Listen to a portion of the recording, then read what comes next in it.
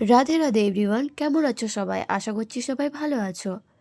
আমি গলার আওয়াজ শুনে আপনারা নিশ্চয়ই বুঝতেই পারছেন যে আমি কেমন আছি। সেদিন ছিল আমার একটা শ্যুট, আগমনী লুক। সেদিন আমি ঠিক ছিলাম, বাট এখন আমি ঠিক নেই। গলার আওয়াজ শুনে আপনারা বুঝছেন। এদিকে আমি পৌঁছে যাই দিদির কাছে। দিদি শাড়ি পরানো কমপ্লিট করে দেয়, আলতা পরানো কমপ্লিট। দেন আমরা শ্যুটের লোকেশনে পৌঁছে যাই। দেন শ্যুট শুরু করি। দেন এত বৃষ্টি পড়ে যে মাঝখানে আমরা থেমে যাই। তারপর একটু কম হওয়ার পর আমরা আবার শুরু করি। আস্তে আস্তে অন্ধকার হয়ে যাচ্ছিলো। যাই হোক, আমাদের শ্যুট কমপ্লিট হয়ে গেছিলো খুব ভালোভাবে। আর আজকের অবস্থার কারণ এই যে আপনারা দেখছেন, এটা কারণ হচ্ছে। দেন আমাদের কমপ্লিট হওয়ার পর আমরা চলে আসি।